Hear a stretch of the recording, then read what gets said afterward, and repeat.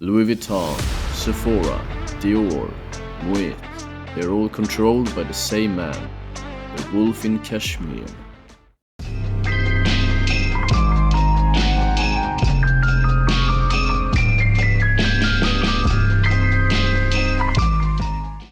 Bernard Arnault is one of the richest persons in the world.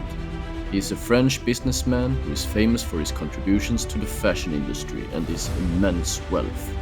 Arnault is the chairman and CEO of LVMH, Moet Hennessy Louis Vuitton, a multinational luxury goods conglomerate. His innovative thinking, backstabbing, and hunger for money made him one of the richest men in the world. He has an estimated net worth of over 200 billion US dollars.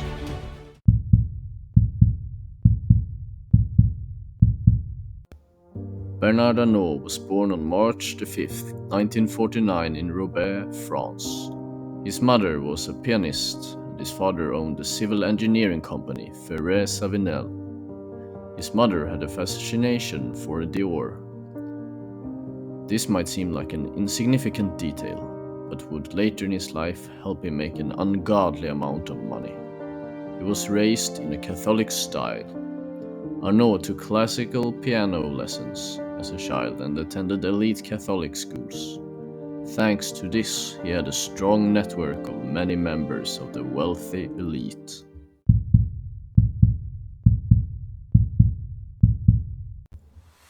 After getting a degree in engineering, he started to work at his father's company. He climbed the ranks at his father's company at a record speed. He convinced his father to transform the company into a real estate company instead. It turned out to be a great idea and a big success. The company grew and Bernard Arnault later became the president of the company at age 29. But Bernard was not satisfied with living in his father's shadow. He wanted to run a company of his own. He wanted to build an empire.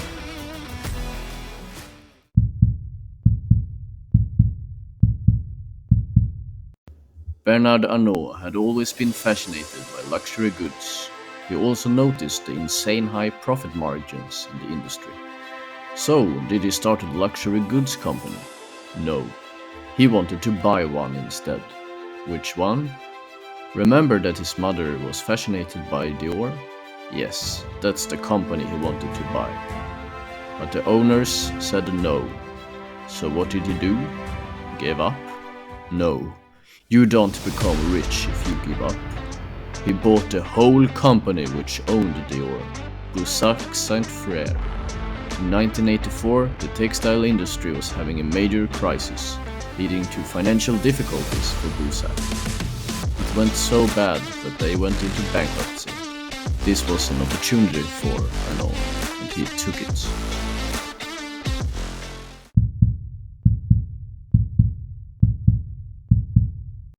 Bernard Arnault only wanted Christian Dior though, leading him to sell off almost all the other branches and fired 9,000 people. Before the acquisition of Boussac, he made a promise not to fire staff, but once he owned the company, no one could stop him from doing it anyway. The company started to make a lot of money after the sell-offs and firing. It was the right financial move to make. This made him filthy rich, but it was not enough. He wanted to become the king of luxury goods and build an empire. He wanted to rise to the top and take over every major fashion brand.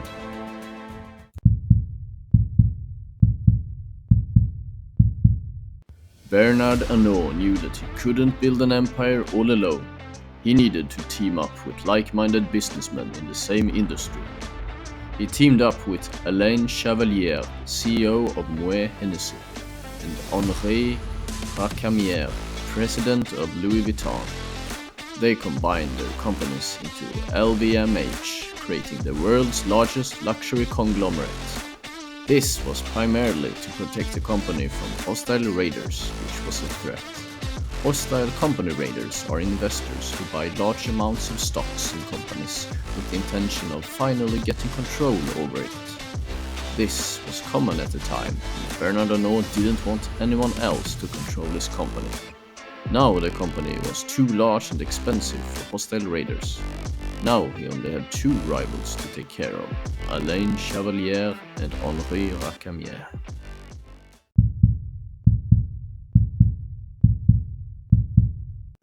Bernard Arnault started to build up a large cash reserve. On Black Monday 1987, the stock market crashed. This made all the stocks on the stock market lose a lot of value and become much cheaper to buy, including LVMH. Bernard Arnault took this opportunity to buy a large amount of shares in LVMH, making him control a bigger piece of the company. In July 1988, he purchased even more shares, as much as he possibly could. This made him own 43.5% of the company's shares, and 35% of the voting rights. He was then the largest shareholder of the company. He was later elected chairman of the executive board.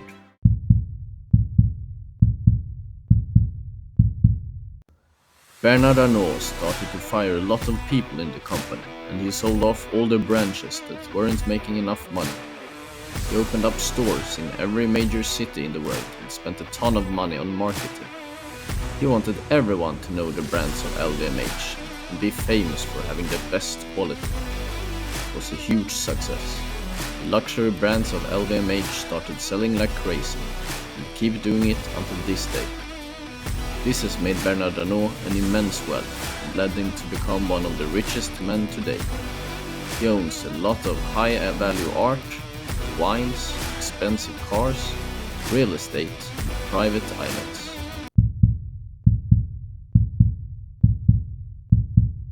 Bernard Arnault is one of the most successful businessmen in history. He has created a true legacy by buying out companies, transforming LVMH to the big fashion conglomerate it is today. The empire he desired, he finally built. Is it too big to fail? Or will another fashion company ever be able to take on LVMH to become even bigger and greater? Thanks for watching, and we hope that your curious mind has become a little more fed.